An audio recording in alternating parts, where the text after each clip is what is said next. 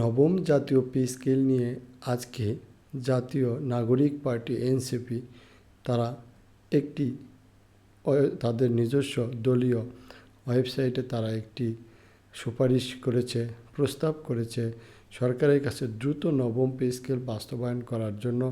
সেখানে তারা উল্লেখ করেছে নবম জাতীয় পে স্কেলের বিষয়ে, যেখানে নবম জাতীয় পে স্কেলের বাস্তবায়ন না হওয়ার কারণে, যেটা 2015 সালে অষ্টম জাতীয় পে স্কেল বাস্তবায়ন হয়েছিল, এখন 2026 সাল, সেটা বাস্তবায়ন না হওয়ার কারণে নবম জাতীয় পে স্কেলের পক্ষে বিভিন্ন যুক্তি তুলে ধরেছেন। তার মধ্যে একটি যুক্তি তিনি তুলে ধরেছেন, একটি যুক্তি জাতীয় এনসিপি নাগরিক পার্টি তারা তাদের পেজে তুলে ধরেছেন যে বাজার মূল্যের সাথে বর্তমানে নিম্ন গ্রেডের কর্মচারীরা কোনোভাবেই তারা চলতে পারতেছে না। তাই তারা একটি প্রস্তাব করেছে যে বিগত 4, 5, 6 বছর এবং বর্তমান পর্যন্ত এই কয়েক বছরের যে বাজারের মূল্য রয়েছে, সেই মূল্যর একটি আনুপাতিক হার ধরে যেন নবম পে স্কেল বাস্তবায়ন করা হয়। তাহলেই দেশের সরকারি কর্মকর্তা কর্মচারীরা তারা এই নবম পে স্কেল বাস্তবায়ন হলে তারা বর্তমান দ্রব্যমূল্যের সাথে সামঞ্জস্য রেখে খাপ খাইয়ে চলতে পারবে। এইটা রাখার জন্য 22 লক্ষ সরকারি কর্মকর্তা কর্মচারীদের পক্ষ থেকে জাতীয় নাগরিক পার্টি এনসিপিকে অভিনন্দন।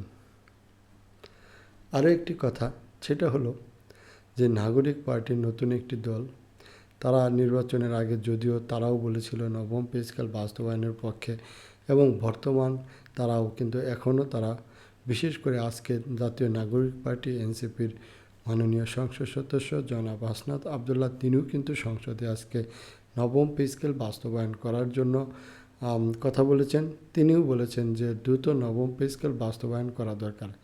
তাছাড়া অন্যান্য রাজনৈতিক দলের নেতাদের পক্ষ থেকে এখন পর্যন্ত আমরা ওইরকম কোনো বক্তব্য পাইনি। যদিও ক্ষমতায় যাওয়ার আগে সব দলই দেখা যায় যে তখন নবম পে স্কেল বাস্তবায়নের পক্ষে বলেছিল, কিন্তু এখন ইলেকশন শেষ হয়ে যাওয়ার পরে, নতুন সরকার আসার পরে তারা ততটা নবম পে স্কেল বাস্তবায়নের পক্ষে আন্তরিক নয়। এর একটি বড় কারণ, একটা বড় ধরনের অর্থ দরকার। যদিও অন্তর্বর্তীকালীন সরকার প্রায় 40,000 কোটি টাকা নবম পে স্কেল বাস্তবায়ন করার জন্য রেখে গিয়েছিলেন, সেই টাকাটাও বর্তমান সরকার বিদ্যুৎ ও জ্বালানি খাতে, কৃষকদের কৃষক ঋণ মওকুফ খাতে এবং ফ্যামিলি কার্ড ভাতা খাতে ভর্তুকি দিয়েছেন। যাই হোক, সরকার তার প্রয়োজন অনুযায়ী এক জায়গার টাকা আরেক জায়গায় নিতে পারে, ভর্তুকি দিতে পারে, তাতে সমস্যা নেই। আমাদের দরকার নবম পে স্কেল বাস্তবায়ন।